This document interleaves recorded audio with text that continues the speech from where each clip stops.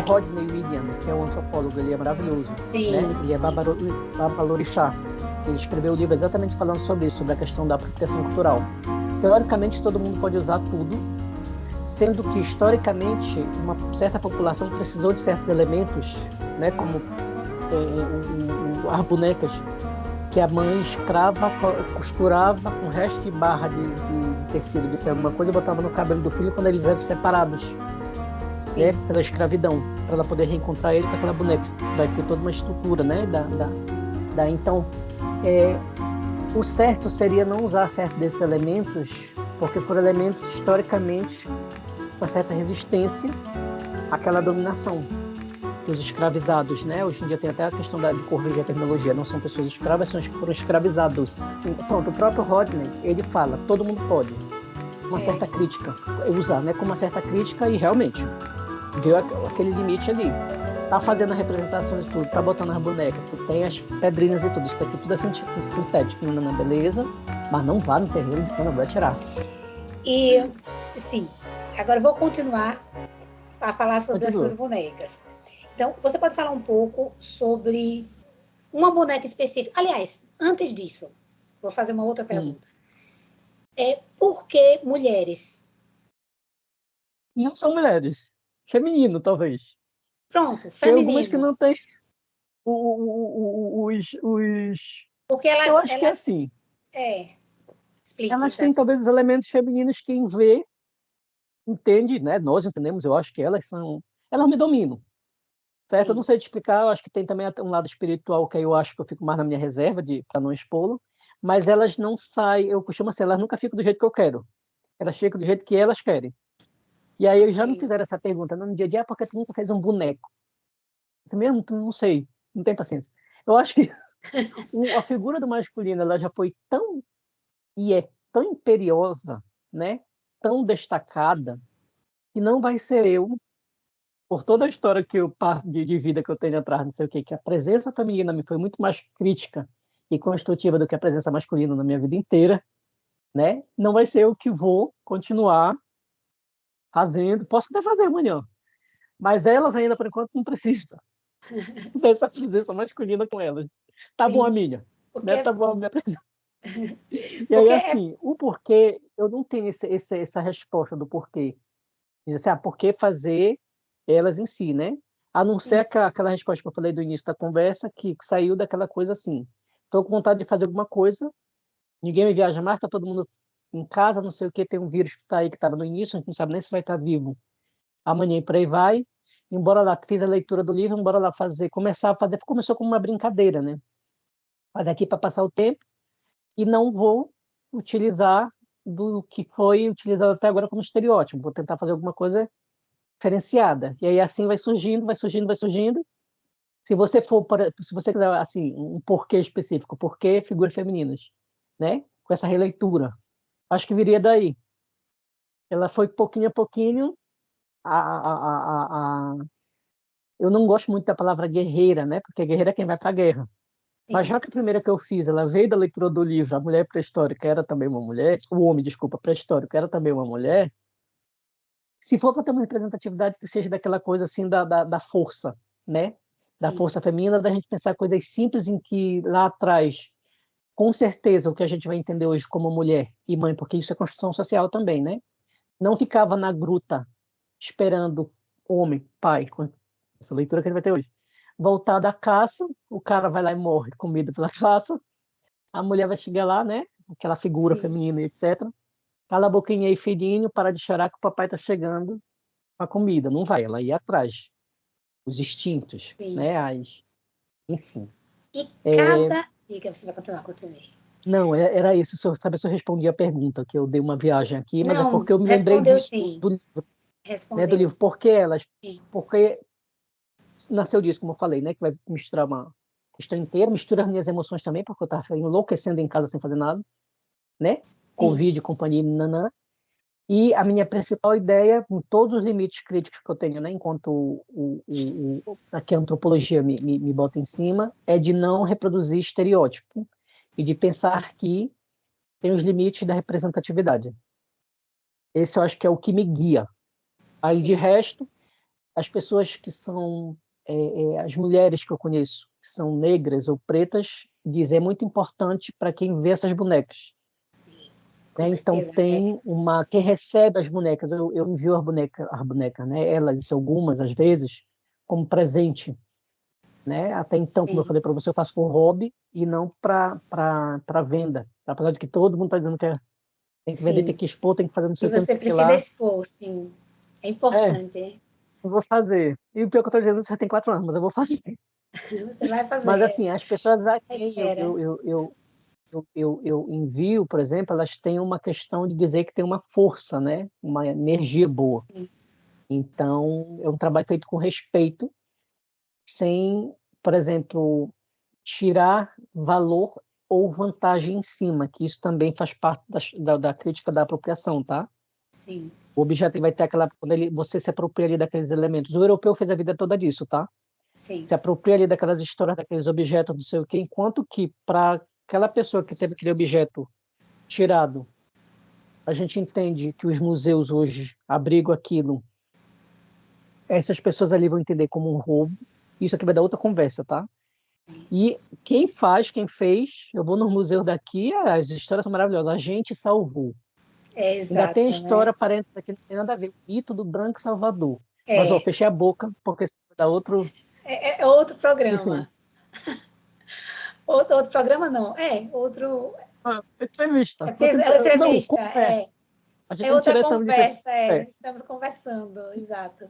Mas você ia fazer uma outra pergunta em cima que eu Sim, cortei, desculpa. sim, não, porque o que eu queria saber, quando você está fazendo, confeccionando cada boneca, você tem, todas as vezes que você vai fazer, você tem uma inspiração específica, ou por determinada guerreira, ou por, entendeu, a determinada figura, ou simplesmente surge. Ou Olha, as duas coisas, né? Porque pode acontecer também isso. as duas coisas.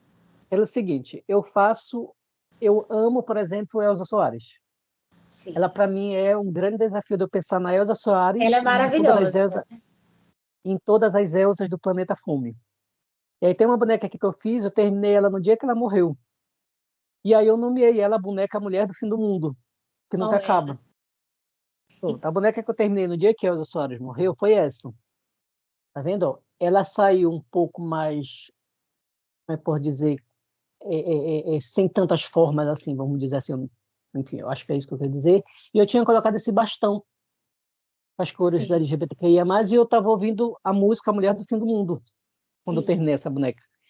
E esse, bom. Então, nesse caso, eu vou dizer assim, a boneca, a Elza Soares me influencia em tudo que eu faço, porque eu acho que eu aprendi a sair um pouco da rota do meu umbigo com as histórias de opressão das outras pessoas, e notadamente as mulheres negras, né? Que a gente sabe que tem toda. A Angela Davis vai falar uma coisa muito boa, que é quando essa mulher se movimenta, a mulher negra se movimenta, é toda uma estrutura social de dominação, né? De exploração que vai se movimentar com ela. Então, sim. a história da Elza Soares é uma das várias histórias que chega para gente e vai ter aquelas várias outras que não vão chegar nunca, né? Sim, é. E aí, enfim, a Elza Soares é uma pessoa específica, mas tem também sociedades matriarcais, por exemplo. Tem muita leitura aqui, né? Que a gente tem na sociedade, nas sociedades onde você vê que a força da mulher, a força feminina, ela impera muito mais sem ser uma dominação, Sim, é como uma possibilidade. Então, aí depende. E aí, quando a gente tem, por exemplo, no ano passado, eu fiz algumas, todas, eu acho, vai ter a questão da luta política em cima. Quando no Brasil apresentam, resgatam aquele projeto, né, que tem para impedir o casamento homoafetivo, aí eu pego com os textos que eu faço, deixa eu puxar aqui para vocês verem, eu pego e faço essa daqui, meio como para marcar. suas bonecas são grandes, né? Não, elas têm 70 centímetros, mais ou menos. Ó. São Aí elas imensas. vêm as É cores linda, e é. todos, elas têm a questão, né, aí eu boto a bandeira, Lindíssima. É. e aí a gente tem aquela questão, né, ela é uma expressão para mim que marca aquele momento histórico ali de luta contra o retrocesso, né? Porque o Estado está ali para garantir direitos iguais para todo mundo e não para impedir o amor e companhia, né? E aí essa Sim, daqui, por exemplo, não teve uma influência específica, senão, como sempre, política. Às vezes tem uma crítica, eu vou falar aqui para você uma coisa, que às vezes tem uma crítica das pessoas que falam que eu coloco muita cor LGBTQIA+ na boneca, né? Que não precisa. É óbvio que precisa. Precisa, E, claro. aquilo que eu digo assim, tudo que eu faço, as minhas expressões emocionais estão aqui, mas tudo que eu faço também é política. Né? A minha reivindicação e resistência política estão aqui. Porque se eu não fizer isso, aí eu vou falar da minha questão de passar pela opressão por ser um homem gay, se eu não fizer isso, a homofobia me mata. Apesar de estar no meu local de privilégio que eu estou, né? Mas a homofobia me mata porque eu estou na perspectiva da opressão também. Entendo. É aquela velha história de você fazer assim, de você levar essas possibilidades. A arte LGBTQIA+, ela existe, assim como o amor LGBTQIA+, também existe, né? E eu acho que essas são uma das possibilidades da gente tirar, diminuir um pouco esses sistemas de opressão que estão aí, que mostraram para a gente que eles não acabaram, né? A gente está Sim. ali para combater. Os textos que tem nas redes virtuais, que eu chamo rede social de virtual, tá? Que escrevem, eles falam um pouco sobre isso e trazem o elemento da crítica, né? A gente refletir que o direito LGBTQIA+, o direito da mulher, direito da população negra, etc., das populações indígenas e etc., não são dados, são conquistados. E por serem conquistados, não são assegurados o resto da vida. A gente vai ter que estar o tempo todo para poder manter. Sim. E você pode falar, que você já falou de Elza Soares e daquela boneca que você fez, mas você pode falar de mais alguma boneca em específico, qualquer uma outra, né? Porque para quem esteja assistindo, para que eles saibam como é que é feito o processo, e é sempre bom, né? Das pessoas que gostam de arte, que estão interessadas na questão cultural, na questão de luta e resistência, e Vou tudo pegar junto, aqui, e tô dessas tirando relações. para mostrar a rainha para vocês. Ó. A rainha com acompanhante, tá vendo? Sim. Ela foi feita, eu achei interessante ela porque ela é um vidro de shampoo, né? Um vidro desse aqui que vocês acabaram de ver, Sim. com a pequenina do lado, e ela meio que representa as mulheres de mão dada, né? Aí aqui uma Sim. matriarca, talvez, e o que eu achei interessante quando eu fiz ela, que eu botei a coroa, é que as minhas amigas, né? Muita gente comentou que nunca tinha visto uma rainha preta. Por que nunca viu uma rainha preta? É. Né? E aí, então, assim, já fica, a pergunta fica aberta. Por que nunca viu rainha preta? E aquelas Por rainhas causa. pretas que foram todas violadas, Exatamente. né? Exatamente. Então, tem essa história. E aí é É a forma como a interessante história porque... foi contada, né? Exato. E aí, quando a gente vai trazer isso para aquilo que você me perguntou um pouco mais cedo, o que é que a decolonialidade, a arte decolonial pode trazer? Exato. Resgatar essas outras narrativas da história. Isso. A questão é como é que a gente faz isso, dando voz para aquela velha, eu esqueci a pessoa que escreveu o livro, o subalterno pode falar, né? Sim. Eu esqueci quem escreveu esse livro, mas o subalterno pode falar, e quem é esse subalterno que fala? Aqui na França, acho que é uma questão que pode estar ligada à arte e imigração, né? Que é o que eu estou trabalhando agora. Sim. Eu acho que vai ficar assim, uma crítica aberta. Quem é que pode fazer arte?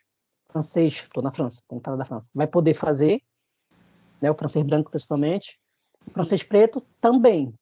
Mas eu acho que ele vai estar ocupado naquele sistema de dominação, de opressão. Sim. Então, ali, alguém está ali oprimindo para que um certo sistema funcione. Porque aquilo que eu falei, em um dado momento, não falei hoje, falei antes com outras pessoas, vim para cá para limpar a bunda de menino, para carregar a lixeira, para limpar banheiro, para lavar a rua, para varrer a rua e para servir o cafezinho, pode. A partir dessa pessoa aí eu estou falando imigrante ou a imigrante, não vou, Sim. né? Sim. Essa figura. A partir do momento que essa figura se torna diretor de empresa, aí não pode. Então, idem. Carregar a lixeira, limpar a casa dos outros, lavar banheiro, não sei o que, pode. A partir do momento que essa pessoa faz arte, não pode. Então, tá entendendo o peso Sim. de Sim. você perceber como é que a gente faz um certo resgate nessas representatividades, apesar das suas limitações, dessa perspectiva decolonial mesmo, né? E para a gente tentar resgatar e contar a história com outra narrativa. Sim. entendeu? Entendi. Tenho certeza que todo mundo conhece a Rainha Elizabeth, mas ninguém vai conhecer uma rainha negra de qualquer país africano, por exemplo. Não precisa nem, além das nossas rainhas que a gente tem dentro da casa, que são também, né, o nosso modelo, mas assim, entendeu aí a questão social, né? Social e passa pela emocional e política. Sim. Elas não vão estar destranchadas, né? Sim. E aí a crítica que tem quando você critica, quando você pensa, o sistema não quer que você pense. Não. Porque se você pensa, você não vai se deixar ser dominado. Exatamente, exatamente. Vamos existir, né, a isso. É. Me diga uma coisa, qual é a sua boneca preferida? Mas isso daí é uma questão interessante. Porque eu estava outro dia assistindo aqui em casa uma emissão de um escritor, e ele escreveu tanto livro maravilhoso, assim, que você lê um atrás do outro, e aí perguntaram para ele assim, qual é o melhor livro, o seu livro preferido que você escreveu? Ele falou assim, olha, eu não sei, talvez vai ser aquele que eu vou escrever amanhã. Aí, para responder a sua pergunta, eu vou dar essa resposta. Eu não sei qual é a minha boneca preferida e eu acho que vai ser aquela que eu vou fazer amanhã. É interessante, a sua resposta. Eu gostei da Ah, sua resposta, bem interessante. muito Então, bem. Leandro, nós chegamos ao final da nossa entrevista, conversa-entrevista. Conversa E entrevista. eu agradeço a sua presença aqui. Espero que você retorne mais vezes. Nós já vimos aí que tem outros assuntos para a gente conversar, né? Podemos conversar sobre Convide mais vários vezes. outros. Vou lhe convidar sempre. Sempre você é sempre bem-vindo aqui, né? No Terraço da Gente, tanto no site como no YouTube, né? Com as nossas Né? entrevistas. Você está sempre presente. Eu espero que você esteja sempre presente com a gente. E Obrigado. obrigada por falar da sua arte, Queria, obrigada por trazer assim todo esse processo para a gente, né? Estamos sempre eu- aqui de portas abertas para você. Volte quando quiser. Obrigado. Eu queria só acrescentar para finalizar a Diga. nossa conversa. Eu queria apenas fazer uma homenagem a Julieta Hernández, a palhaça que foi assassinada, venezuelana. Ela estava no seu local de fala imigrante. E ela foi assassinada agora recentemente no Amazonas, no Brasil.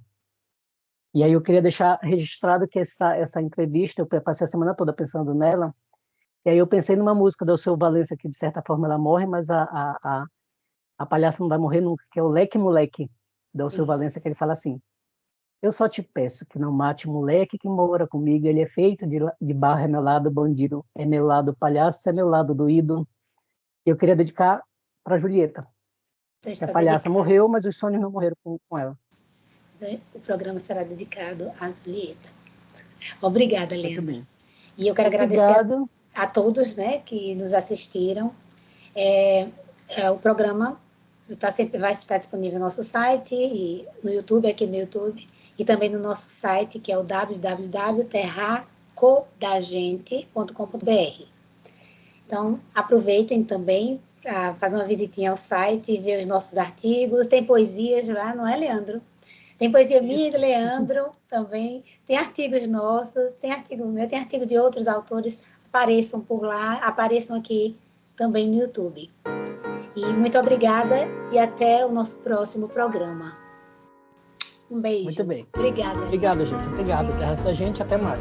Até Até a mais. próxima. Até a próxima. Tchau, tchau.